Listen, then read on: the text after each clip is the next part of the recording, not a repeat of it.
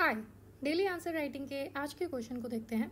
Question है, what is hydroxychloroquine, why is it in demand, do you think it is the silver bullet to address the ongoing pandemic, analyse. इसको 250 words के अंदर लिखना है।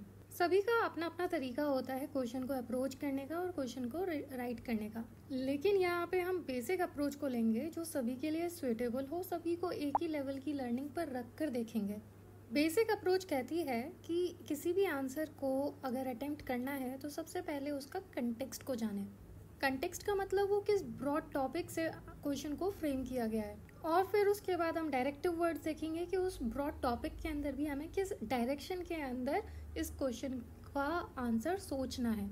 Question को पढ़ते ही हमें एक ब्रॉड टॉपिक पता चलता है कि यहाँ पे ड्रग के बारे में बात हो रही है, हाइड्रोक्सी क्लोरोक्वीन के बारे में। और डायरेक्टिव वर्ड भी बहुत ही स्ट्रेट फॉरवर्ड है, व्हाट इज हाइड्रोक्सी क्लोरोक्वीन, क्या है हाइड्रोक्सी क्लोरोक्वीन। तो इसकी simple definition to the point directly हमें लिखनी होगी। नेक्स्ट जो टॉपिक इसी का ही पूछा जा रहा है कि why is it in demand, ये डिमांड के अंदर क्यों है, और ये अभी के जो पैंडेमिक चल रहा है उससे निजात दिलाने के लिए यह एक इम्पॉर्टेंट फैक्टर साबित होगी।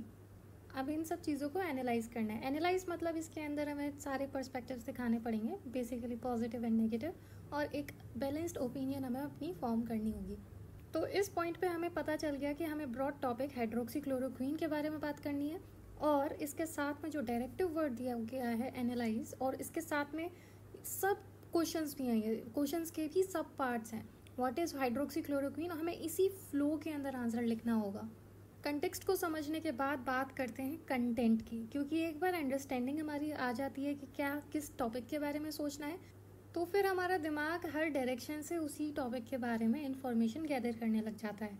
और हमें ऐसा ही करना है, जो भी इंफॉर्मेशन हमें इसके बारे में आ रही है हमारे दिमाग में, कोई भी तरह के स्टैट्स या फिगर्स हमारे दिमाग में हो, कोई भी इवेंट हमारे करंट अफेयर से रिलेटेड अभी अगर पता चलता है, तो हम एक इसे रफ पॉइंट पे बना के रफ पेपर पे लिख देंगे, क्योंकि यह इंफॉर्मेशन अभी सभी डायमेंशन से आ रही होगी और कोई फिल्टर भी नहीं होगी। कोई इररेलेवेंट भी इंफॉर्मेशन हो सकती है जो डायरेक्टली क्वेश्चन को डील ना कर रही हो, तो ऐसी इंफॉर्मेशन को हमें फिल्टर करना होता है। अगर डायरेक्टली हमने लिख दिया तो हमारे क्वेश्चन के अंदर इररेलेवेंट इंफॉर्मेशन आ जाएगी और एग्जामिनर को पता चलेगा कि हमने सिर्फ और सिर्फ पेपर भरने के चक्कर में आंसर लिखा है। और अगर हमारे पास हमारे दिमाग में इंफॉर्मेशन नहीं भी आ रही है तो शुरुआती दौर पे आप अपनी बुक्स का सपोर्ट ले सकते हैं, वेबसाइट का सपोर्ट ले सकते हैं, और जो भी मैगजीन आप पढ़ते हैं उसके अंदर से इंफॉर्मेशन निकाल सकते हैं, क्योंकि इनिशियली ऐसी दिक्कतें आती हैं जो कि बहुत नेचुरल है आना। तो अब आपके पास कुछ इंफॉर्मेशन आ गई होगी कि जैसे कि ये हाइड्रोक्सी क्लोरोक्वीन मलेरिया के ट्रीटमेंट के लिए यूज़ होता है, इसके ऊपर काफ़ी रिसर्चेज हो रही हैं और इंटरनेशनल कम्युनिटी के अंदर इसकी डिमांड है। जैसे कि सबसे बड़ा एग्जाम्पल यूएस के प्रेसिडेंट डोनाल्ड ट्रंप, उन्होंने ही कहा कि ये गेम चेंजर साबित हो सकती है, लेकिन अभी इसके ऊपर सवाल उठाए जा रहे हैं कि ये क्या पूरी तरह से क्योर करती है कोविड-19 वायरस को। और इंडिया इसकी वजह से हाईलाइट हो रहा है क्योंकि इंडिया के अंदर इसकी जो मैन्युफैक्चरिंग कॉस्ट है वो सबसे लोएस्ट है। इस तरह के जो पॉइंट्स हैं आप जॉट डाउन करेंगे और ये इन्फॉर्मेशन काफ़ी अनस्ट्रक्चर्ड होगी। अब इसी वजह से हम अपने थर्ड स्टेप पे आते हैं, वो है स्ट्रक्चर करके फाइनली आंसर को पेपर पे लिखना। लेकिन इस स्टेप पे आपको ये वीडियो पॉज करना चाहिए और रुक के आपको ये आंसर खुद लिखना चाहिए, क्योंकि तभी इस वीडियो से आपका कुछ फ़ायदा हो सकता है, कुछ प्रोडक्टिव निकल सकता है। देखिए, आंसर नहीं लिखने से ज़्यादा नुकसान है। अगर आप 6-7 लाइनें लिख भी देंगे पूरा मिलाकर भी, तब भी आपको कुछ ना कुछ गेन होगा। और शुरुआती तौर पे हेजिटेशन होना जायज़ है, लेकिन इसको ओवरकम करना आप ही का ही काम है। आज नहीं तो कल करना ही होगा, और अब पहले ही स्टार्ट करेंगे तो ज़्यादा फायदे में रहेंगे। स्ट्रक्चर में सभी को पता है कि क्या आता है, इंट्रोडक्शन, बॉडी और कंक्लूजन। काफ़ी लोग इंट्रोडक्शन की हेडिंग बना के लिखते हैं, प्लीज़ इस तरीके की चीज़ें नहीं करिए। ये अपने आप में सेल्फ एक्सप्लेनेटरी होता है कि जो फर्स्ट पैराग्राफ होगा वो इंट्रोडक्शन ही होता है।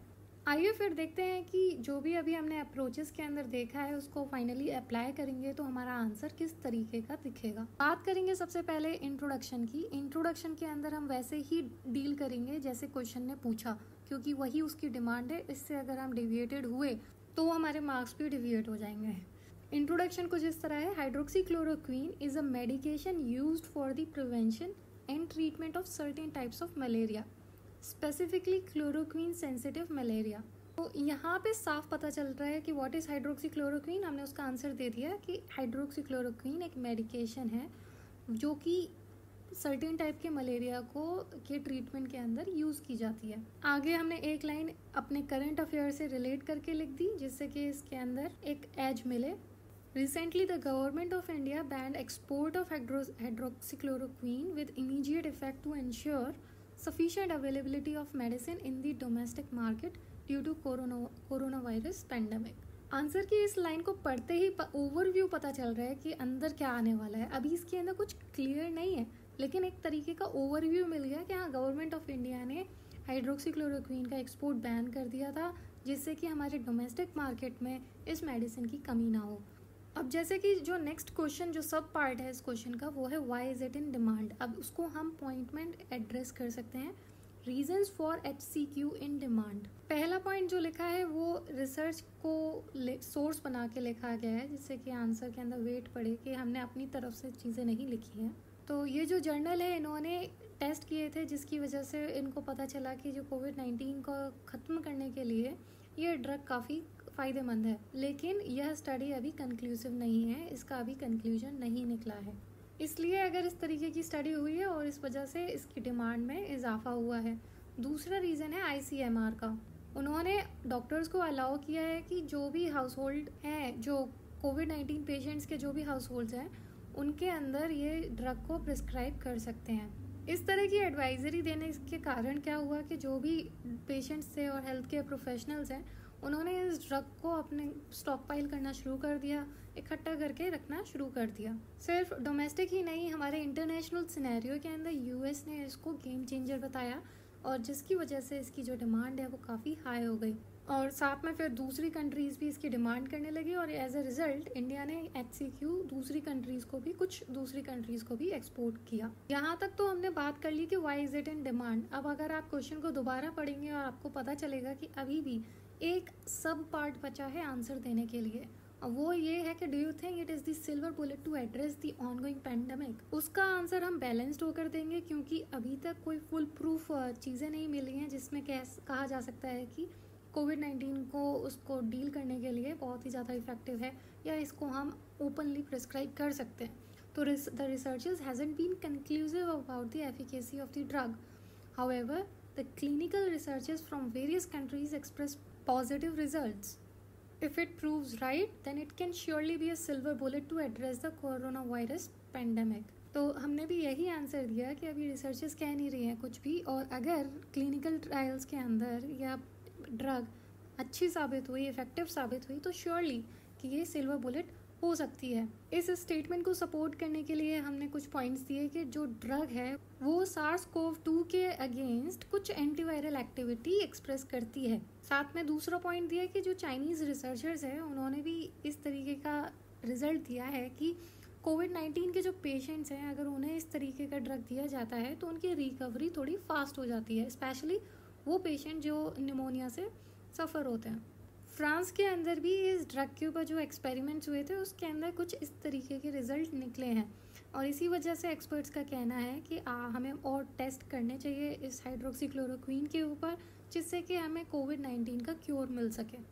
सिमिलरली कुछ ऐसे लोग हैं जैसे कि US food and drug administration, उन लोगों ने रिसर्चेस के कंक्लूसिव रिजल्ट आने से पहले ही यह कह दिया है कि आप इमरजेंसी सिचुएशन में इस ड्रग को रेकमेंड कर सकते हैं। तो यहाँ तक हमारी बॉडी हुई, हमने इंट्रोडक्शन बॉडी क्वेश्चन की डिमांड के अकॉर्डिंग पूरा कर दिया। अब बात करते हैं कंक्लूजन की। इस क्वेश्चन के अंदर हम वे फॉरवर्ड दे सकते हैं और एक पूरा जो अभी हमने मैटर लिखा है उसको कंसाइज फॉर्म में लिख सकते हैं, जैसे कि in conclusion India has one of the lowest manufacturing cost in the world as the country plans to intensify the battle against the novel coronavirus. The GOM's decision about the drugs must be based on the consultation with wide range of experts, scientists, public health and foreign policy experts and representatives of the pharma industry. Second point दे सकते हैं India should look up to and invest in biotechnology. Third, to ensure health security of Indian people, revival of research and development and public sector API manufacturers through bodies like CSIR necessary. तो इस तरह से हमने इसके अंदर way forward दे दिया कि India के अंदर लोएस्ट का जो कॉस्ट है मैन्युफैक्चरिंग की इस ड्रग की तो इंडिया को भी पूरा अच्छे से सारे एक्सपर्ट, साइंटिस्ट और पब्लिक हेल्थ और फॉरेन पॉलिसी के जो एक्सपर्ट्स हैं उनके साथ मिलके जो भी डिसीजन लेना है इसके बारे में वो लेना चाहिए। इंडिया को इसके अंदर इन्वेस्ट करना चाहिए जो बायोटेक्नोलॉजी है। इस तरह से इंडिया के पास एक अलग से एडवांटेज होगा कोरोना वायरस से खुद को भी बचाने का और वर्ल्ड को भी बचाने का। इसके अलावा जो रिसर्च एंड डेवलपमेंट है इसमें भी बढ़ावा देना चाहिए। तो आप देख सकते हैं ये सारा matter intro, body, conclusion 2.5 pages के अंदर आ जाना चाहिए।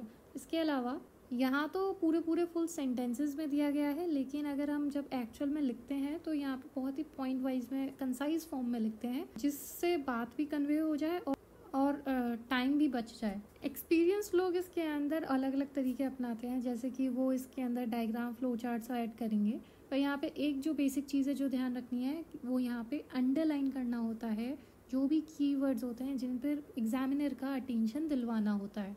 एट दी एंड ये सारी जो भी टिप्स और ट्रिक्स हैं ये सब सुनने में और करने में अभी थोड़ा हैवी लग रहे होंगे अगर आपने आंसर राइटिंग की शुरुआत अभी से ही करी है, जो कि बहुत ही नेचुरल प्रॉब्लम है। जो भी शुरुआत करता है उसको इस तरीके की दिक्कतें आती ही हैं, लेकिन आपको एक हैबिट बना लेनी चाहिए कि एटलीस्ट एक आंसर डेली लिखा जाए, क्योंकि डेली आंसर राइटिंग से आपकी मसल मेमोरी अपने आप ही इम्प्रूव होती जाती है, जिससे कि आपको कॉन्शियस एफर्ट्स लगाने की ज़रूरत नहीं पड़ती है और आंसर राइटिंग के अंदर ग्रेजुअली सुधार आते जाते हैं। इतना ही इस वीडियो में। Keep writing, all the best, see you in the next video.